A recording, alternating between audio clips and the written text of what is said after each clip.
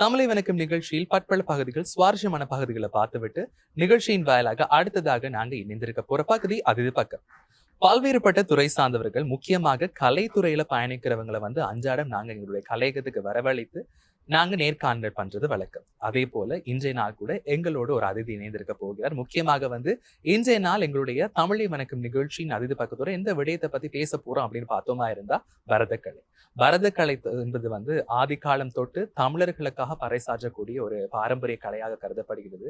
இந்த கலை ஆரம்பத்துல தமிழர்களுக்காக இருந்தாலுமே கூட இன்றைய காலகட்டங்களில் பல விதங்களாக மாறி வருகிறது. அது முக்கியமாக ஒரு மனிதனின் உடல் உளம் ஆரோக்கியம் மற்றும் கலையும் வளர்க்க வேண்டும் என்பது பண்பை கொண்டுதான் இந்த கலை ஆரம்பிக்கப்பட்டதாக சொல்லப்படுகிறது. இதுக்கு பல வரலாறு காணப்பட்டாலும் கூட இன்றைய நாள் எங்களுடைய தமிழை வணக்கம் நிகழ்ச்சி இது போன்ற பல்வேறுபட்ட விஷயங்களை கலந்துரையாடுவதற்கு எங்களோடு இணைந்திருக்கிறாங்க கிரியா சக்தி அகாடமி உரிமையாளர் மற்றும் யுவஸ்ரீ கலாபாரதி மேனகா கமலநாதன் அவர்கள். வணக்கம். வணக்கம். எப்படி இருக்கிறீங்க? நல்லா இருக்கேன். நீங்க எப்படி இருக்கீங்க? நானும் நல்லா இருக்கேன். உங்களை சந்திச்சு ரொம்ப மகிழ்ச்சி. அதாவது தமிழர்களுடைய பாரம்பரிய கலை பரதக்கலை. அந்த பரதக்கலையை மக்களுக்கும் சரி நீங்களும் சரி கற்று பல நடன மணிகள் இன்றைய காலகட்டங்களை நீங்க உருவாக்கிட்டு இருக்கீங்க. முக்கியமாக வாழ்த்துக்கள் உங்களுக்கு அதற்காக. உங்களுடைய ஆரம்பம் இந்த கலைக்காக என்னத்துக்கு அர்ப்பணிச்சிங்க? அது உங்களுடைய ஜேர்னி பத்தி சில விஷயங்கள் எங்களுக்காக. முதல்ல என்னை பற்றி நான் சொல்லணும் அப்படின்னா, நான் கண்டி பெண்கள் உயர்தர பாடசாலையில் தான் கல்வி பயின்றேன். அங்கே பாடசாலையில் படிக்கும் பொழுது நம்ம எல்லா குழந்தைங்களும் போல் நம்ம பாடசாலையில் ஆசிரியர்கிட்ட நடன ஆசிரியர் வைஜெயந்திமாலா செல்வரட்னம் அவங்கக்கிட்ட நான் கொஞ்ச நாள் படிச்சுட்டு அதுக்கப்புறமா வேறு துறை அப்படின்னு நான் யோசிக்கும் போது காபோதர உயர்தர பரீட்சை எடுத்ததுக்கப்புறம் என்ன துறை அப்படின்னு நம்ம யோசிக்க போல் நிறைய வாய்ப்புகள் இருந்தது. என்ன வேணாலும் படிக்கக்கூடிய வசதி என் தந்தை எனக்கு அமைச்சு கொடுத்துருந்தாரு. ஆனால் எனக்கு இந்த நடனத்தை தெரிவு செய்யணும் அப்படின்னு ஒரு ஆர்வம் இருந்தது. தெரிவு செய்யும் பொழுதே இருந்தது ஒரு சவால். என்னன்னா, இதை நீங்கள் வேறு ஏதாவது படிக்கலாமே, நீங்கள் நினச்சதை படிக்கக்கூடிய வாய்ப்பு இருக்குது, ஏன் இதை படிக்கிறீங்க அப்படின்னு. நான் கேட்ட கேள்வி, ஏன் இதை படிக்கக்கூடாது அப்படின்றது. ஏன்னா அந்த காலத்திலேருந்து எவ்வளவோ விஷயங்கள் மாறுது. ஆனால் சில விஷயங்கள் நம்ம கலாச்சாரம் நம்மளுடைய பாரம்பரியம் இதெல்லாம் நம்மளுடைய ஒன்றி போன விடயங்களாக இருக்குது. இதுதான் நம்மளுடைய முத்திரை அப்படின்னு சொல்ல முடியும். அப்படி இருக்கும் பொழுது அந்த விஷயங்களை நம்ம கற்று அது அடுத்த சந்ததியினருக்கும் கொண்டு போகிறது ஒரு பெரிய விஷயம். அதில் எனக்கு இயல்பாகவே ஒரு ஆர்வம் இருந்தது. அப்போ நான் அதை படிக்கணும்னு சொல்லும் பொழுது அப்பாவும் அதை படிக்க ஒத்துக்கிட்டாங்க, வீட்டில் இருக்கவங்களும் ஒத்துக்கிட்டாங்க. அதுக்கப்புறமா நான் இந்தியாவில் போயிட்டு கலைக்காவிரி நுண்கலை கல்லூரியில் 3 வருடம் இளநுண்கலை டிகிரி படிச்சுட்டு அப்புறம் அதிலே மாஸ்டர்ஸ் முதுநுண்கலை படித்தேன். அதில் கோல்டு மெடலும் வாங்கினேன். அங்கே படிக்கும் பொழுதே பார்த்திங்கன்னா நிறைய விஷயங்கள் நடனம்னு வரும் பொழுது ஒரு நடனம் மட்டும் நம்ம தெரிஞ்சுக்கக்கூடாது. நிறைய சாஸ்திரிய நடனங்கள் மோகினி ஆட்டம் படிச்சிருக்கிறேன், குச்சிப்புடி படிச்சிருக்கிறேன்.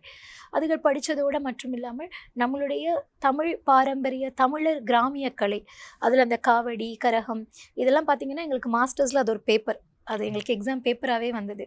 ஸோ அதெல்லாம் படிச்சுட்டு இங்கே திருப்பி அதில் ஒரு ஆசிரியராக இருக்கணும் அப்படின்றது என்னுடைய ஒரு விருப்பம். அதனால் எவ்வளோ வாய்ப்பு இருந்தாலும் எனக்கு பிடிச்சது இதுதான். இதை விட எனக்கு பிடிக்கல. அதனால நான் அதை தொடர்ந்து செஞ்சுட்ருக்கேன். நிச்சயமாக அந்த கலை மீது கொண்ட அன்பு, கலை மீது கொண்ட அதீத பற்று காரணமாக நீங்களும் உருவாக்கியிருக்கீங்க, பல மாணவர்கள் உருவாக்கியிருக்கீங்க. முக்கியமாக இந்த துறையில பயணிக்கணும் அப்படின்னு சொன்னா கடவுளுடைய அதீத அன்பு எங்க மேல இருந்தா மட்டும்தான் கட்டாயம் பயணிக்கக்கூடியதா இருக்கும். பரதக்கலை அப்படின்னு சொல்லும்போது பல்வேறுபட்ட வரலாறு காணப்பட்டாலும் தமிழர்களுக்குடைய ஆதிகாலம் தொட்டு வளரப்பட்ட ஒரு கலைன்னு சொன்னா பரதக்கலைக்கு கட்டாயமா சொல்லலாம். அதையும் தாண்டி இந்தியா மாநிலம் எடுப்போமா இருந்தா ஒவ்வொரு மாநிலத்துக்கு ஏற்றா போல நடனங்கள் இருக்கு. குச்சிப்புடியா இருக்கட்டும், கதகளியா இருக்கட்டும், கதக், மோகினி ஆட்டம் இது போன்ற நிறைய கலைகள் காணப்பட்டாலும் தமிழர்களுக்குரிய கலை பரதம் மட்டும்தான். அந்த பரத கலை இந்தியாவிலும் பிரசித்தி பெற்று வாழ்கின்றது, இலங்கை தமிழர்கள் மத்தியில் பிரசித்தி பெற்று வாழ்கின்றது. ஆனா இலங்கையை பார்த்தோமா இருந்தா இன்றைய காலகட்டங்களில் தமிழர்கள் மட்டுமே இல்லை, சிங்களவர்கள் தங்களுடைய சகோதர மொழியை சார்ந்தவர்களை பார்ப்போமா இருந்தா அந்த சிங்கள சாஸ்திரிய நடனங்கள் பார்ப்போமா இருந்தா அவங்களும் இந்த பரதக்கலை கற்கிறதா இருக்காங்க இல்லையா. நம்முடைய தமிழர்களும் பரதக்கலையிலவங்களும் இந்த அவங்களுடைய நடனங்களை பழகிக்கிட்டு இருக்காங்க. இதை பத்தி நீங்க என்ன நினைக்கிறீங்க? அது ஒரு வரவேற்கத்தக்க விடயம். நீங்க கலைன்னு வந்துட்டீங்க, அது ஒரு ஆர்ட் ஃபார்ம். நீங்க டிராயிங் இவங்க தான் வரையணும், இந்த மதத்தினர் தான் வரையணும் அப்படின்னு இல்லை இல்லையா. அந்த மாதிரி தான் பரதநாட்டியமும் எந்த மதத்தினரும் ஆடலாம், எந்த மொழி பேசுகிறவங்களும் ஆடலாம். என்னென்னா நமக்கு மொழி ஒரு தடையாக இல்லாமல் இருக்கணும், நம்ம அதோட அர்த்தம் புரிஞ்சு செய்யணும், அதுதான் விஷயம். இப்போ பார்த்தீங்கன்னா நீங்கள் கிறிஸ்டியன்ஸ் நிறைய பேர் ஆடுறாங்க, சிங்களீஸ் நிறைய பேர் ஆடுறாங்க, தமிழாக்கள் எல்லாருக்குமே ஒரு நல்ல விஷயத்த ஒரு குறிப்பிட்ட ஒரு சமூகம் மட்டும் வச்சிருக்கக்கூடாது, அது எல்லாருமே கற்றுக்கணும். ஸோ நம்ம இறைவனை நம்ம சிவன் கிருஷ்ணர் இப்படியெல்லாம் நம்ம ஆடினாலும் அந்த இடத்துல வந்து கிருஷ்ணர், சிவன் நம்ம சொன்னதுக்கு அந்த இடத்துல நீங்க எந்த மதம் எந்த மதம் உங்களோடதா இருந்தாலும், அந்த இறைவன நெனச்சு நீங்க வந்து அத செய்யும்பொழுது, இயல்பா அது உங்கள்கிட்ட இருக்கிற அந்த பக்தி வெளிப்படும். ஸோ இந்த நல்ல விஷயத்த வந்து நம்ம வந்து ஒரு ஒரு சமூகத்துக்கு மட்டும் இருக்கக்கூடாது. அது எல்லாருமே கத்துக்கணும். அது நல்ல விஷயம். நிச்சயமாக எல்லாம் சேர்ந்து வந்தால் அந்த விடயத்தை சரியான முறையில செய்து கொண்டு போக முடியும். முக்கியமாக கலையை வளர்க்க வேண்டும் என்றால் ஒருவர் மாற்றத்தை ஏற்படுத்தினால் அங்கு சுற்றி இருக்க சூழல் மாறும், சமூகம் மாறும். ஆமா. பல பேர் வந்து தமிழர்களுடைய பாரம்பரியமான பரதக்கலையும் போற்றுவார்கள். மற்ற மொழிகளையும் சார்ந்தவர்கள், மற்ற மாநிலங்களையும் சார்ந்தவர்கள் அவர்களுடைய குறிப்பிட்ட கலாச்சாரம், பாரம்பரியம் என்பதை வளர்க்கறதுக்கு உங்களை மாதிரி ஒரு உதாரணமாக ஒருத்தர் இருந்தா போதும் என்றதான் வந்து நான் சொல்வேன். முக்கியமாக வந்து சிங்கள சகோதர மொழியில இருக்க இந்த மேலை சிங்கள சாஸ்திரிய நடனங்களா இருக்கட்டும், தமிழ் இருக்க பரதக்கலை நடனமா இருக்கட்டும், எந்த நடனத்துறை எடுத்தாலுமே வந்து இந்த நவரசங்கள், பரதக்கலை என்பது வந்து நடராஜ பெருமானுக்குரிய ஒரு முக்கிய நடனமாக கருதப்படுகிறது. தமிழர்களுடைய ஒரு பாரம்பரிய கலை. அதையும் தாண்டி இந்த கலையை வந்து ஒரு மாணவரிடம் கொண்டு போய் சேர்க்கறதுக்கு முன்னாடி அந்த ஆரம்ப நவராத்திரி போன்ற காலங்கள், தைப்பூசம் போன்ற நன்னாட்கள்ல வந்து அவங்களுக்கு அந்த தொடக்கம் வந்து ஆரம்பிச்சு வைக்கிறது வழக்கமா இருக்கும். ஆனா வந்து ஒரு பிள்ளைக்கு பரதமே தெரியாத ஒரு பிள்ளைக்கு அந்த நவரசங்களையும் அந்த உணர்ச்சிகளோட வெளிப்பாடுகளையும் முக்கியமா வந்து அந்த ஆன்மீகம் சார்ந்த பாடல்கள், அந்த பாட்டை சரியா கேட்டு அந்த ரசனைக்கு ஏற்றா போல உங்க அபிநயங்களை கொடுக்கறதுன்றது வந்து சாதாரணமான விடயம் கிடையாது. ஒரு சரியான நெறிமுறையில கொடுத்தா மட்டுமே அந்த பிள்ளை பெற்றுக்கொண்டு அதை வெளிப்படுத்தக்கூடிய தன்மை மிகவும் அழகாக இருக்கும். அதை எப்படி நீங்க செய்வீங்க? எதுக்குமே ஒரு பொறுமை வேணும் முதல்ல. இப்ப நம்ம வந்து ஒரு பூ பூக்கும் பொழுது, அந்த பூ பூக்கிற வரைக்கும் நீங்க பொறுமையா இருக்கணும். அத டக்குன்னு பார்க்கணும்னு பிச்சோன்னா, அது அது சரி வராது. அந்த மாதிரி தான் இதுல வந்து ஒரு பொறுமை வேணும். அந்தந்த ஏஜ் குரூப்புக்கு ஏத்த மாதிரி, இப்போ ஒரு குழந்தைன்னு பார்த்தீங்கன்னா, அந்த குழந்தைக்கு தீராத விளையாட்டு பிள்ளை, ஓடி விளையாடு பாப்பா, இந்த மாதிரி எடுத்தா அது என்ஜாய் பண்ணும். அதே வந்து கொஞ்சம் கொஞ்சம் ஒரு மிட் ஏஜ்ன்னு அட்வான்ஸா பார்த்தா, கொஞ்சம் போகலாம். அட்வான்ஸா போறப்போ அவங்களுக்கு ஏத்த மாதிரி. அப்போ அந்த குழந்தைகளுக்கு ஏத்த மாதிரி, அவர்களுடைய வயதுக்கு ஏற்ற மாதிரி, அவர்களுடைய அந்த உணர்வுகளுக்கு ஏற்ற மாதிரி, நாங்க வந்து அவங்களுக்கு ஏற்ற பாடல்கள மூலமா நாங்க அபிநயத்த கொண்டு வர முடியும். எல்லாத்தையுமே தாண்டி இதில வந்து அவங்க வந்து மாஸ்ட்ரோ ஆகணும், அதில மேல அவங்கள போகணும் அப்படின்னா, அவங்க வந்து அத மத்தவங்க பண்றத அவங்க அப்சர்வ் பண்ணணும். ஸோ நெறைய கலப்படம் இருக்கு இதில. அந்த கலப்படம் இல்லாமல் நல்ல தரமான நிகழ்ச்சிகள இப்ப YouTubeல நெறைய இருக்கு. ஆனா அவங்க தரமான நிகழ்ச்சிகள அந்த குழந்தைகள் பார்க்கணும். எல்லாத்தையும் பார்க்க ஆரம்பிச்சா அந்த ஸ்டைல அடாப்ட் பண்ண ஆரம்பிச்சுருவாங்க சின்ன பசங்க. ஸோ நல்ல தரமான நிகழ்ச்சிகள பார்க்கணும். அதே மாதிரி அவங்கவங்க வயசுக்கு ஏற்ற மாதிரியான விடயங்கள அந்த ஆசிரியர் இப்போ வந்து ஸ்டூடண்ட் சென்டர்ட் லேர்னிங் நம்ம காலத்து மாதிரி இல்ல. இப்போ வந்து ஸ்டூடண்ட் சென்டர்ட் லேர்னிங் தான் இருக்கு. ஸோ வந்து மாணவர்களுக்கு வந்து 5 விரலும் ஒரே மாதிரி இல்ல. ஒவ்வொரு மாணவர்களுக்கு ஏத்த மாதிரி அது போகும்பொழுது, கொஞ்ச நாள் போகும்பொழுது அவங்களுக்கு அது உள்வாங்கி அத செய்யக்கூடிய ஒரு திறமை வந்துரும். நிச்சயமாக. ஒரு ஆசிரியர் மூலமா தான் அந்த கடமை போய் சேரணும். அந்த ஆசிரியர் வந்து அந்த மாணவர் எந்த நிலைக்கு சரியான முறையில புரிஞ்சுட்டா நம்ம இலகுவா செய்ய முடியும். இருந்தாலுமே கூட மாணவர்கள் வந்து இன்றைய காலகட்டங்கள்ல வந்து கலை வளர்க்கணும், கலையை கொண்டு போய் சேர்க்கணும், கலாச்சாரத்தை வளர்க்கணும் அப்படின்ற சில மாணவர்கள் இருந்தாலுமே கூட, இன்றைய காலகட்டங்கள் நாங்க பார்க்க போமா இருந்தா அந்த AI வளர்ந்துருச்சு. அதையும் தாண்டி டெக்னாலஜின்றது ஆமா. வளர்ந்துருச்சு. இன்றைய காலகட்டங்கள்ல வந்து எந்த ரியாலிட்டி ஷோ எடுத்தாலுமே வந்து பரதத்தை முன்கலையா கொண்டு பண்றவங்க குறைவா காணப்பட்டாலுமே கூட, இந்த வெஸ்டர்ன் மேலைத்தேய நடனங்கள் வந்து பார்க்கும்போது இருந்தா எல்லாரும் விரும்பி பண்ணக்கூடியதா இருக்குது. இது போன்ற விஷயங்கள் இருக்கும்போது வரதுக்கான வரவேற்பு வந்து இலங்கை மத்தியில எப்படி காணப்படுது இந்த மாதிரி ரியாலிட்டி ஷோலாம் இருக்கும்போது? இப்படிதான். எத்தனையோ தடைகள தாண்டி இப்ப நம்ம வரலாறுன்னு பார்த்தீங்கன்னா, எத்தனையோ தடைகள தாண்டி நம்ம கலாசார விடயங்கள் எல்லாம் இன்னும் இருக்கு தானே! ஸோ அந்த மாதிரி நம்ம வந்து அந்த விடயம், அந்த அ காலம் கடந்து அந்த விடயம் நிலைத்திருப்பதற்கு அதனுடைய தனித்தன்மை ஒரு மிகப்பெரிய காரணம். நிச்சயமா. அப்ப நீங்க என்னதான் இருந்தாலும், நீங்க ஒரு யுனிக்கா உங்க தனித்தன்மையா நீங்க போனீங்கன்னு சொன்னா, அது வந்து என்ன வந்தாலும், என்ன AI வந்தாலும், அது வந்து இப்போ ஒரு கம்ப்யூட்டர் டான்ஸ் ஆடுறதுக்கும், ஒரு ஸ்டூடண்ட் டான்ஸ் ஆடுறதுக்கும் வித்தியாசம் ம். இருக்கு. அதனால வந்து என்னதான் தொழில்நுட்பம் வளர்ந்தாலும், அந்த அந்த உணர்ச்சிகள உண வந்து அந்த AI மூலமா கட்டாயமா கொண்டு காட்ட வர முடியாது. முடியாது இல்லையா? அந்த மாதிரி தான் எவ்வளவுதான் நம்ம விஷயங்கள் மாறினாலும், சில விடயங்கள் வந்து நம்மளுடைய உணர்வோட கலந்ததாக தான் இருக்குது. அந்த மாதிரி பார்க்கும் பொழுது, இலங்கைய பொறுத்தவரை நம்மளுடைய தமிழர்கள் உலகளாவிய ரீதியில் எல்லா இடத்துலயும் இருக்காங்க. எல்லா நிச்சயமா. கலைகளையும் சிறந்து விளங்குறாங்க. என்ன ஒரே ஒரு வருத்தம் என்னன்னா, இங்க தாண்டி அவங்க எல்லா இடத்துலயும் இருக்கிறது சந்தோஷம். இங்க எல்லாரும் சில ஆட்களோட மனநிலை இலங்கைய விட வேற இடத்துல போனா ஷைன் பண்ணிரலாம். அந்த மாதிரியான ஒரு மனநிலையும் இருக்கத்தான் செய்யுது. அது இல்லன்னு சொல்ல முடியாது. ஆனா வந்து எல்லா இடத்துக்குமான ஒரு ஆணிவேர் இங்க இருக்கு. எல்லா துறைகள்லயுமே சிறந்து விளங்குற ஆட்கள் வந்து இங்கிருந்து போனவங்க இருக்காங்க. அப்படி இருக்கும் பொழுது, இந்த இடத்துல வந்து அது இயல்பாவே நம்மகிட்ட இருக்குதுன்னு தான் நான் சொல்ல முடியும். நிச்சயமாக. அதுலயும் வந்து முக்கியமான ஒரு கேள்வி அப்படின்னு பார்ப்போமா இருந்தா, அந்த இந்த மாரி ரியாலிட்டி ஷோலாம் இருக்கும்போது, இது போன்ற விஷயங்கள வந்து மாணவர்கள் பார்க்குறாங்க. ஸ்டூடண்ட்ஸ் நெறைய பேர் பார்க்குறாங்க. நாம என்னடா பரதத்த படிச்சுட்டு இருக்கோம். அங்க போனா நம்ம டிவில போயிட்டு பிரபலம் ஆகிடலாம். அப்படின்றது தான் எல்லாரோட மைண்ட் செட்டுமே இருக்குது. அப்ப இந்த வரவேற்பு எப்படி இருக்குது? இந்த கலை சார்ந்த மாணவர்கள்லாம் வாராங்களா? இது போன்ற விஷயங்கள கத்துக்கிறாங்களா? ஆர்வம் இருக்குதா? ஆர்வம் இருக்கிறனால தானே இப்ப கட்டாயமா. பார்த்தீங்கன்னா, எல்லா இடத்துலயும் நெறைய டான்ஸ் டீச்சர்ஸ் இருக்கிறோம். நெறைய டான்ஸ் டீச்சர்ஸ் இருக்கோம். எல்லா டான்ஸ் டீச்சர்ஸ் கிட்டயும் நெறைய ஸ்டூடண்ட்ஸ் இருக்கிறாங்க. ஆர்வம் இருக்க போய் தான் வந்து கற்குறாங்க. பெற்றோர்களுக்கும் அந்த ஒரு ஆர்வம் இருக்கு. ஆர்வமும் இருக்கு, பொறுப்பும் இருக்கு. நான் படிக்க முடியல, என் பிள்ளை படிக்கட்டும் அப்படின்ற ஆர்வம் இருக்கு. இப்ப நெறைய நடன ஆசிரியர்கள் இருக்கோம். ஸோ எல்லார்கிட்டயுமே மாணவர்கள் நெறைய பேர் படிக்கிறாங்க. ஸோ ஆர்வம் இருக்கு. ஆனா இதுல என்ன விஷயம்னு பார்த்தீங்கன்னா, ஆர்வம் அந்த பிள்ளைகள வந்து சரியா வழிநடத்துற ஒரு பொறுப்பு பெற்றோர்களுக்கும், ஆசிரியர்களுக்கும் இருக்கு. ஆர்வம் இருக்கு. ஆனா அந்த ஆர்வத்துக்கேற்ற பொறுமை கொஞ்சம் வேணும். ஏன்னா இப்ப வந்து நீங்க படிக்க தான் போறீங்க. நெறைய வருஷம் படிக்க தான் போறீங்க. ஸோ உங்களுக்கான ஒரு மேடை வரும். அது வரும்பொழுது நல்லா செய்யலாம். இப்ப மேடைக்கும் பஞ்சம் இல்ல. நெறைய இடத்துல மேடைகள் இருக்கு. நெறைய இருக்கு. மேடைகள் இருக்கு. நெறைய நிகழ்ச்சிகள் இருக்கு. நீங்க ஃபியூஷன் டான்ஸ் அது இது நெறைய இருக்கு. இதுல என்ன விஷயம்னா, ஆர்வம் வேற, ஆர்வக் கோளாறு வேற. அந்த வித்தியாசத்த நம்ம தெரிஞ்சு கொள்ளணும்.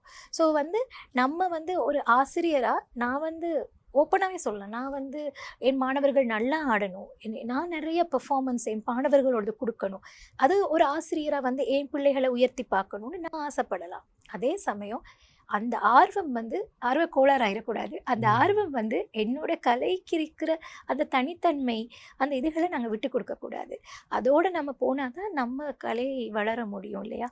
ஸோ அதனால அந்த ஆர்வம் இருக்கணும், திறமைய வளர்க்கணும். அத தாண்டி மாணவர்கள் எல்லாரும் வந்து அவங்களுக்கு தெரியாது. அவங்க இப்ப என் மாணவர்களே சொல்லுவாங்க, "ஏன் டீச்சர் பரதநாட்டியம், குத்துப்பாட்டு டான்ஸ் பழக்கி விடுங்க." அதுதான் அப்படி விருப்பப்படுறாங்க. அதான் என்ன சொல்லுவாங்க. காரணம்னு அப்ப கேட்டேன். நான் சொன்னேன், "இப்ப காமெடி சீன் ஆடுங்க" அப்படிம்பேன். ஐய நம்ம நம்ம காலத்து ஃபோக்குக்கு போங்க அப்படின்னு சொல்லுவேன்.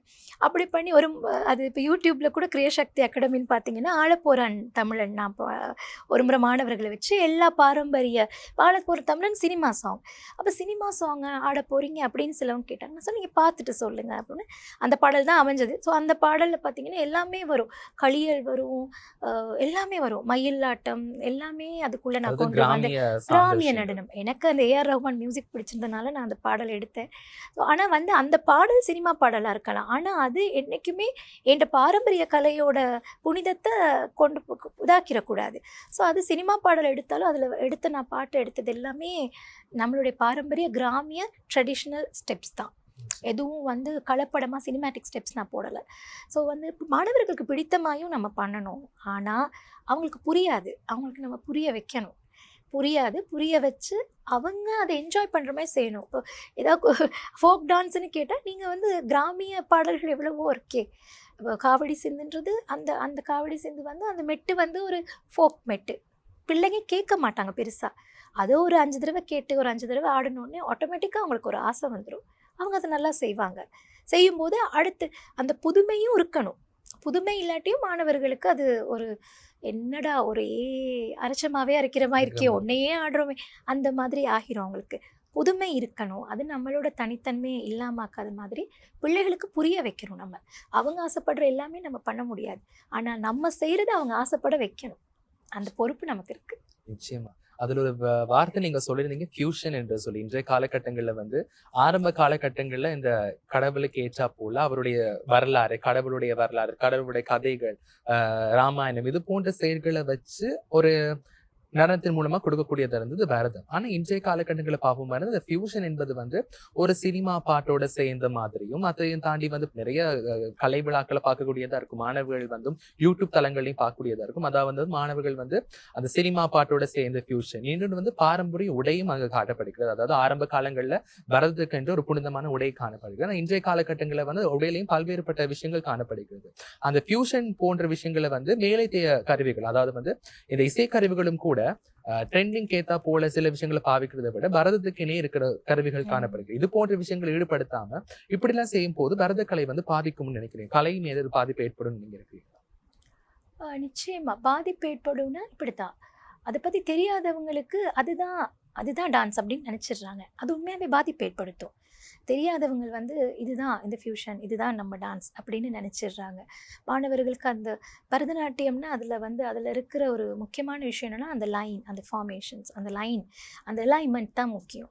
அப்போ பார்த்தீங்கன்னா பிள்ளைகள் வந்து அந்த யூடியூப் அதெல்லாம் பார்த்தோன்னே வேறு இப்போ பரதநாட்டியம்னு பார்த்தீங்கன்னாலே அது 4 ஸ்டைல் இருக்குது. வழுவூர், தஞ்சாவூர் அப்படி 4 ஸ்டைல் இருக்குது. பிள்ளைகளுக்கு தெரியாது. அதுங்க வந்து நம்ம சொல்லிக் கொடுத்ததை தாண்டி போய் யூடியூப்பில் பார்த்தோன்னே வேறு ஸ்டைலை அடாப்ட் பண்ணிக்கிறாங்க. ஸோ ஒரு ஒரு பாரம்பரியமான விஷயத்தையே அவங்க புரிஞ்சுக்காம செய்யும் பொழுது, இந்த மாதிரி ஃபியூஷன் அவங்கள அட்ராக்ட் பண்ணும் பொழுது அவங்களுக்கு தெரியாது. அவங்க வந்து அதை தெரிஞ்சு இதுதான் அப்படின்ட்டு போகிறாங்க. அப்போ அது கண்டிப்பாக ஒரு பாதிப்பை ஏற்படுத்தும். அதுதான் சொல்கிறேன், ஒரு பெரிய பொறுப்பு இருக்குது அந்த மாணவர்களுக்கும் பெற்றோர்களுக்கும். பெற்றோர்கள் வந்து பார்த்தோன்னே இந்த நடனத்தை விட இந்த நடனம் நல்லா இருக்கே, அப்போ நம்ம என்னத்தை ஆடுறோம் அப்படி அவங்களுக்கு தெரியாமல் இருக்கக்கூடாது. அவங்க பெற்றோர்களுக்கும் ஒரு பொறுப்பு இருக்குது. இது வந்து இப்படி தான் பண்ணணும், பிள்ளைங்க இப்படி தான் ஆடணும், இதுதான் சரி. நானும் டான்ஸ் கிளாஸ் அனுப்புகிறேன், நானும் இதை படிக்க வைக்கிறேன், நானும் மியூசிக் அனுப்புகிறேன். அப்படி இல்லாமல் பெற்றோர்களும் அதை அனலைஸ் பண்ணுற இதில் இருக்காங்க. இப்போ பெற்றோர்களுக்கும் நிறைய தெரியும், இப்போ நிறையா பார்த்து அவங்களுக்கு தெரியும்.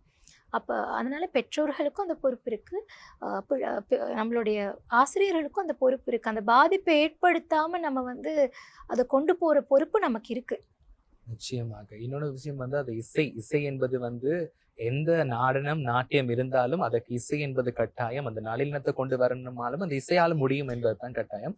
அப்ப சங்கீதம் வந்து ஒரு பரதம் கலைக்கு வந்து எந்த அளவு கட்டாயம் தேவை? ஒரு கட்டாயமா ஒரு பரத ஆசிரியரா இருந்தா சங்கீதமும் தெரிஞ்சு வச்சுட்டு இருக்கணும்ன்றது அந்த அடவுகள் இது போன்ற விஷயங்கள். அப்ப அதை பத்தி சில விஷயங்கள் எங்களுக்கு சொல்லுங்க. கண்டிப்பா. ஏன்னா நீங்க வந்து ஒரு மாணவர் ஆடும் பொழுது நீங்க பாட போறீங்க. ஸோ என்னதான் ரெக்கார்டிங் அதெல்லாம் நம்ம போட்டாலும், நம்ம பாடும் பொழுது பிள்ளைகளுக்கு அது வந்து டக்குன்னு அவங்களுக்கு போய் சேரும். யாரோ ஒருத்தரோட குரலை போட்டு நம்ம வந்து ஆட வைக்கிறத விட, நம்ம வந்து அதை சொல்லி பாடி நம்ம செய்யும் பொழுது அதனால அது எப்படியுமே கர்நாடக இசையோட அறிவு ஒன்று வேணும். ஸோ குரல் வளம் இருக்கோ இல்லையோ பார்த்தீங்கன்னா, அந்த குரல் வளத்தை தாண்டி அந்த அந்த அந்த கர்நாடக அறிவு, அந்த தாள நுணுக்கம் இது ஒரு ஆசிரியருக்கு தெரிஞ்சிருக்கணும். மாணவர்கள் வந்து அதை சரியாக படிக்கிறதுக்கு மாணவர்களுக்கும் ஓரளவு தெரிஞ்சிருக்கணும். ஏன்னா நீங்கள் வந்து ஒரு விஷயத்தை வந்து பிள்ளைகளுக்கு நீங்கள் கொரியோகிராஃபி பண்ணும்பொழுது, நீங்கள் எனக்கு டான்ஸ் தெரியும், எனக்கு இது தெரியும் அப்படின்னு நீங்கள் கொரியோகிராஃப் பண்ண முடியாது. நீங்கள் வந்து அந்த தாளத்துக்கு ஏற்ற மாதிரி தான் போக முடியும். அந்த பாடகரும் நம்ம ரெக்கார்டட் மியூசிக் போட்டாலும் அந்த பாடகர் வந்து கமகங்கள் அதெல்லாம் பண்ணி பாடியிருப்பார். அதை கேட்டு அதுக்கேற்ற மாதிரி தான் நீங்கள் எக்ஸ்ப்ரெஷனும் கொடுக்கணும். நீங்கள் வந்து நான் என் கொரியோகிராஃபி இப்படி தான் இருக்குன்னு பண்ண முடியாது. அந்த பாடகரோட எக்ஸ்ப்ரெஷனுக்கு ஏற்ற மாதிரியும் நம்ம ஸ்டெப்ஸ் போடணும். ஸோ மாணவர்களுக்கு அந்த நுணுக்கங்கள் ஓரளவு தெரிஞ்சிருந்தால் ரொம்ப வசதியாக இருக்கும். நிச்சயமாக. பரதக்கலை சம்பந்தப்பட்ட பொதுவான கேள்விகளுக்கு நேர்த்தியாக பதில் சொல்றீங்க. முக்கியமா எங்களுக்கு வந்து நிறைய இது மூலமா நிறைய விஷயங்கள் இது மூலமா முக்கியமாக வந்து பரதக்கலையும் தாண்டி இது போன்ற நிறைய விஷயங்கள், இதுல பிரச்சனைகள் தெரியாத புரிந்துணர்வு இல்லாதவங்களுக்கு வந்து நிறைய ஒரு கருத்து பதிவு உள்ள ஒரு விடயமாக அது அமையப்பெறும் என்ற நம்பிக்கையோடு நிறைய விஷயங்கள் பேசிட்டு இருக்கோம் தமிழை வணக்கம் நிகழ்ச்சியில. முக்கியமாக உங்களுடைய கேள்வி அப்படின்னு சொல்லுவோமா இருந்தா உங்களோட கிரியா சக்தி அகாடமி, அதாவது நீங்க மட்டும் இல்ல, நான் படிச்ச கலையை மற்றவங்களுக்கும் சொல்லிக் கொடுக்கணும், மற்ற நாட்டிய மணிகளும் வந்து இங்க நாட்டுல உருவாகணும் என்றது உங்களுடைய குறிக்கோளும் ஆசையுமே கூட. ஸோ அந்த அகாடமி எப்படி ஆரம்பிக்கப்பட்டுச்சு, அதோட வரலாறு இருக்கும் இல்லையா, அதை பத்தி சில விஷயம். வரலாறுன்னு இப்போ இந்தியாவிலேருந்து படிச்சுட்டு வந்ததுக்கு அப்புறமா எல்லாரையும் போல எனக்கும் நடன வகுப்பு ஒன்று ஆரம்பிக்கணும்னு ஆசை இருந்தது. நான் கம்பளையில் இருந்தேன், நான் கம்பளையில் தான் இருந்தேன். அதுக்கப்புறமா திருமணத்தின் பிறகு நான் கொழும்புக்கு வந்துட்டேன். ஸோ கொழும்புக்கு வந்தோடனே இந்த கிரியசக்தி அகாடமி ஆஃப் டான்ஸ், கிரியசக்தின்னு பார்த்தீங்கன்னா கிரியசக்தி செயல்களில் வலிமை அப்படின்னு அதோட செயல்களில் வலிமை, கிரியம் இச்சார் சக்தி கிரியா சக்தின்னு இருக்க மாதிரி செயல்களில் வலிமை அதுதான் கிரியசக்தி. அப்போ அந்த லோகோவும் பார்த்தீங்கன்னா ஒரு யானை வந்து தும்பிக்கையில் வந்து ஒரு செங்கோல் ஏந்திருக்க மாதிரி தான் என்னோட லோகோவும் இருக்கும். ஏன்னா அந்த காலத்தில் பார்த்தீங்கன்னா மாதவி நடனம் புரியும் பொழுது சிலப்பதிகாரத்தில் அவங்க வந்து தலைக்கோழி பட்டம் பெற்றாங்க. அப்படின்னா ஒரு நல்ல நடன மணி அவங்க இருக்காங்க, அவங்க மேடை ஏறுறாங்கன்னா அந்த காலத்தில் எவ்வளோ தூரம் அது மதிக்கப்பட்டுருச்சுன்னு பாருங்கள். அந்த நடன மணி வந்து நடனம் ஆடின பிறகு அவங்களோட அரங்கேற்றம் நடந்த பிறகு அவங்களுக்கான அவார்ட் அதான் என்ன இருந்ததுன்னு பார்த்தீங்கன்னா, ஒரு அரசர், அந்த நாட்டோட அரசர் இன்னொரு நாட்டில் போய் அந்த யுத்தம் அந்த வாரை வின் பண்ணதுக்கு அப்புறமா அந்த இன்னொரு நாட்டு அரசரோட செங்கோலை எடுத்துகிட்டு வருவாங்க. அந்த செங்கோல் இருக்கு இல்லையா, அந்த இன்னொரு நாட்டு அரசரோட செங்கோலை அவங்க வந்து வின் பண்ணி எடுத்துகிட்டு வந்ததுக்கப்புறம் அந்த செங்கோலில் நல்ல புனித நீரெல்லாம் கொண்டு கங்கை அப்படி புனித நீரெல்லாம் கொண்டு அபிஷேகம் பண்ணி அதில் நிறைய ரத்தினம் அந்த ரத்தின கற்கள்லாம் வச்சு அலங்கரித்து அந்த செங்கோலை அந்த யானை கையில் கொடுத்து, அது டான்ஸ் படித்தவங்களுக்கு தெரியாதவங்களுக்காக கதைகளை கேட்கும் போது, ஏன்னா யாருக்குமே இந்த மாதிரி கதைகள் வந்து ஆசைப்படக்கூடிய கவிதைகள் கதைகளா இருக்குது. கதைகளா காரணம் இருக்கும். வந்து எங்களுடைய கடவுளுடைய சம்பந்தப்பட்ட நிறைய விடயங்கள், அதையும் தாண்டி புராண கதைகள் என்பது வந்து போற்றப்படக்கூடிய விஷயங்கள். அதைத்தான் நாங்க வளர்க்கணும். சொல்லுங்க அது. அப்ப அதுல வந்து அந்த யானை கையில அரசரோட பட்டத்து யானை கையில அந்த செங்கோலை குடுத்துட்டு, அத வந்து அப்படியே அந்த நகர்வலம் வந்து அத வந்து ஸ்டேஜ்ல அவங்க மேடையில வந்து ஓரமா வச்சு, நடனமணி ஆடின பிறகு அவங்க நல்லா ஆடுறாங்கன்னு சொல்லி அந்த தலைக்கோலி அப்படின்ற அந்த பட்டத்த வந்து அந்த செங்கோலை செங்கோலால வழங்குறாங்க. இதாக்குனது தான் குடுப்பாங்க. ஸோ வந்து அந்த தலைக்கோலி பட்டம்ன்றது மிகப்பெரிய ஒரு பட்டம். அப்ப வந்து நம்ம வந்து அந்த அளவு உண்மையா ஓப்பனா சொன்னா, அந்த அளவு மாதவி அளவு நுணுக்கங்களோ, விஷயங்களோ நமக்கு தெரியாது. நம்ம வந்து எல்லாமே யாருமே வந்து பெர்ஃபெக்ஷன் கிடையாது. நமக்கு தேவை வந்து நம்ம பெர்ஃபெக்ஷன் ஆகுறதுக்கு நம்ம ஒரு ப்ரோக்ரஸ்லயே இருக்கணும். நம்ம முயற்சி பண்ணணும். எந்த நேரமும் முயற்சி பண்ணிட்டே இருக்கணும். ஸோ என்னோட முயற்சி நான் அந்த மாதிரியான ஒரு விஷயத்த நான் அந்த மாதிரி என்னோட மாணவர்கள உருவாக்குறதுக்கு நான் முயற்சி எடுத்துக்கிட்டே இருப்பேன். நானும் நெறைய கத்துக்கிட்டே இருப்பேன். நான் அந்த அளவு மதிக்கப்பெற்ற ஒரு கலையை நான் சொல்லிக் கொடுக்குறேன். ஸோ அந்த அளவு அதை ஒரு நுணுக்கமாக நான் சொல்லிக் கொடுக்கணும். நான் ஒன்றும் அதில் மேதைன்னு சொல்லி அந்த லோகோ வைக்கல. அந்த அளவு நுணுக்கமாக நம்ம கற்றுக்கணும் அப்படின்றதுக்காக அதுதான் என்னோட லோகோ. அந்த யானை வந்து அந்த செங்கோல் வச்சிருக்கிற மாதிரியானது தான் என்னோட லோகோவாகவே இருக்குது. ஸோ வந்து இது வந்து அப்படி ஒரு லோகோ ஒன்று யோசித்து இது பண்ணி அந்த அகாடமியை ரெஜிஸ்டர் பண்ணி கிளாஸ் ஸ்டார்ட் பண்ணும் பொழுது, அப்புறம் அதில் நிறைய மாணவர்கள் வந்து சேரும் பொழுது, அது ஆரம்பத்தில் வந்து நீங்கள் சொல்கிற மாதிரி தான் அவங்களுக்கு வந்து அது தெரியாது. இது வந்து என்னன்னு புரியாது. வந்து சேர்ந்ததுக்கப்புறம் செய்ய செய்ய செய்ய அவங்களுக்கு வந்து அதில் ஒரு ஆர்வம் வந்துடும். அவங்களுக்கு அது பண்ணும் பொழுது அவங்க அது நிறைய நுணுக்கங்களை தெரிஞ்சுக்குவாங்க. செய்ய செய்ய என்னோடய பேபிஸ்க்கு அப்புறம் பார்த்தீங்கன்னா, நான் ஒரு பிரேக், அது ஒரு சவால்னு சொல்லலாம். ஒரு சின்ன பிரேக், ஒரு 2 இயர்ஸ் என்னால் கிளாஸஸ் எடுக்க முடியலை. ஸோ நானே தான் ஃபுல்லாக பிள்ளைங்களை பார்த்துக்கிற மாதிரி இருந்தது. அதுக்கப்புறம் அகெயின் திருப்பி நான் ஸ்டார்ட் பண்ணேன். அப்பயும் அதே மாணவர்கள் கிட்டத்தட்ட திருப்பி எத்தனை வருட காலம் பயணிச்சுட்டு இருக்கீங்க இந்த அகாடமி உருவாக்கி? 10 வருடங்கள் 10 வருடம். ஆச்சு. 10 வருடம். அப்படின்னா நான் வந்து இந்தியாவில வந்து ஒரு 36 மாணவர்களுக்கு நானும் என்னுடைய ஆசிரியரும் சேர்ந்து அரங்கேற்றம் பண்ணோம். புவனா மேமும் நானும் சேர்ந்து அரங்கேற்றம் பண்ணோம். அது வந்து 2013. அப்போ அப்பயே நாங்கள் வந்து டீச் பண்ணிட்டு தான் இருந்தேன். இங்கே அகாடமி 2015 ஸ்டார்ட் பண்ணேன். ஸோ 10 வருடங்களுக்கு மேலே ஆச்சு. ஸோ அதே தான் அப்படி அப்பைக்கும் இப்போக்கும் ஒரு வித்தியாசம் இருக்குது. அந்த ஆரம்பிக்கும் பொழுது 2015 10 வருடத்துலேயே நிறைய வித்தியாசம் இருக்குது.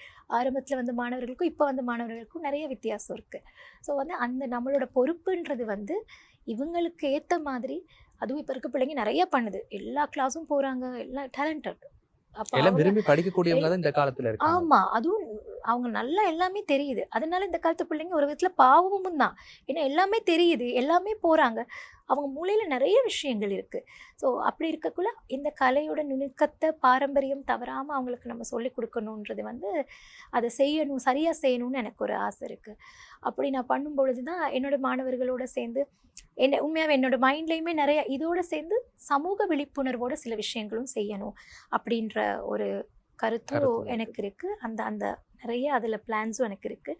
ஒவ்வொன்றா செய்வோன்னு வெயிட் பண்ணிட்டு இருக்கேன். நிச்சயமாக கலை வளர வேண்டும். கலையும் தாண்டி உங்களுடைய தெரிந்த கலையை மற்ற மாணவர்களுக்கு விதைக்க வேண்டும் என்பது உங்களுடைய கடமையாகவும் உங்களுடைய ஆசையாகவும் இருந்தாலும், நீங்க செய்யக்கூடிய ஒவ்வொரு காரியங்களும் வந்து உங்களை ஒரு நாளைக்கு வாழ வைக்கும் அப்படின்றத என்னுடைய மனநிலை கூட. நிறைய விடயங்கள் பேசிட்டு இருக்கோம். அதே போல வந்து ஒரு கலைத்துறை எடுத்து பரதக்கலை தான் கற்ற கல்வியும் வந்து மாணவர்கள் போய் சேர்க்கும் விதத்திலும் கூட ஒரு நிறைய சவால் இருந்திருக்கும் இந்த துறை. நீங்க எதிர்கொண்ட சவால்களை சொல்றீங்களா?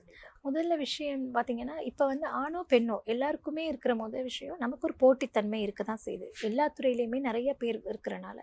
அப்போ வந்து நம்ம தனித்து இருக்கணும் அப்படின்னு சொன்னால் நமக்கு அதை பற்றின ஒரு நுணுக்கமான அறிவு வேணும். ஸோ நம்ம படிச்சுட்டே இருக்கணும், நிறைய விஷயங்கள் படிச்சுட்டே இருக்கணும்.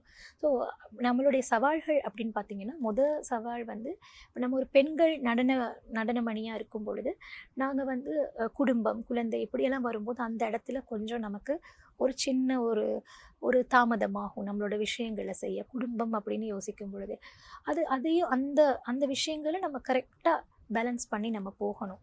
ஸோ அது ஒரு சவாலாக இருக்கும். இன்னொரு சவால் வந்து அடுத்தது நம்ம வந்து நிறைய போட்டித்தன்மைகள் இருக்கும் பொழுது நம்ம பிள்ளைகளுக்கு நம்ம என்ன மாதிரியான நுணுக்கமான அறிவை கொடுக்குறோம், நம்ம இதில் வந்து இன்னும் என்ன நம்மளை மெருகேற்ற செய்கிறோம், அந்த போட்டித்தன்மையை ஒரு ஆரோக்கியமான போட்டியாக கையாளணும். அதை வந்து வேறு எதிர்மறை அதை வந்து எதிர்மறையான ஒரு விஷயமா கொண்டு போகாமல் இதான ஒரு நேர்மையான முறையில் அதை நம்ம போட்டித்தன்மையாக கொண்டு போகணும்.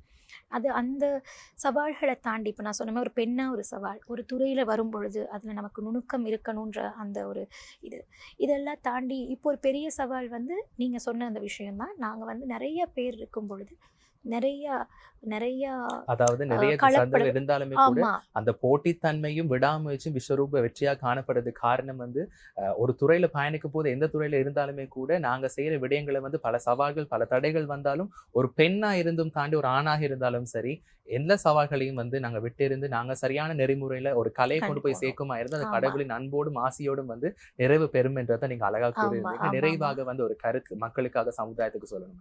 முக்கியமான விஷயம் எதுலையுமே வந்து இப்போ அவங்க பள்ளி காலத்துலேருந்து பிள்ளைகள் வந்து என்னவா ஆக போகிறாங்கன்றது அவங்க தான் முடிவெடுக்கணும். பிள்ளைகளுக்கு நிறைய வாய்ப்புகள் இருக்குது. அவங்களுக்கு பிடிச்சதை அவங்க செய்யணும். பரதநாட்டியமாகவே இருந்தாலும் அவங்களுக்கு பிடிச்சாதான் அவங்க வரணும். அவங்களுக்கு பிடிக்காம போய் நம்ம போய் ஃபோர்ஸ் பண்ணால் அது வராது. அதனால அவங்க பிடிச்சு செய்யணும். அது வந்து தொடர்ந்து செய்யணும். கன்சிஸ்டன்சி ரொம்ப முக்கியம். ஸோ தொடர்ந்து செய்யணும். எல்லாமே படித்து எல்லாமே அறக்குறையாக இருக்கக்கூடாது. ஒரு 3 படிக்கிறீங்களா, ஒரு 2 ஆர்ட் ஃபார்ம் படிக்கிறீங்களா, அதில் நீங்கள் அதில் நல்லா படித்து நல்லா தேர்ந்து போங்க. நிறைய விஷயங்கள் நம்மளை வந்து டிஸ்ட்ராக்ட் பண்ணும். உங்களுக்கு எது தேவைன்றதை மாணவர்கள் நீங்கள் தான் உணர்ந்து அதை தொடர்ந்து சரியான முறையில் படித்து அதில் நீங்கள் அதை வந்து பிறகு நீங்கள் துறையாக தெரிவு செய்கிறீங்களோ இல்லையோ அது வேறு விஷயம். படிக்கிறதை தொடர்ந்து படிங்க. நிச்சயமாக நீங்க எந்த விடயங்கள் செய்தாலும் முக்கியமாக வந்து இந்த கலைத்துறையில இறைவனுக்காக ஒன்றுபட்ட ஒரு வேலையை செய்றீங்க. இது போன்ற பல விஷயங்கள் செய்யணும், பல மாணவர்கள் உருவாக்கணும், பல அரங்கேற்றங்கள் மூலமா உங்களுடைய பேர் வெளிப்பட வேண்டும் என்றது நன்றி. எங்களுடைய வாழ்த்துக்களையுமே கூட பல விஷயங்கள் செய்யணும். அதே போல இன்றைய நாள் ஆதவனின் தமிழை வணக்கம் நிகழ்ச்சிக்கு வருகை தந்ததுக்கு மனமார்ந்த நன்றி. நன்றி நன்றி.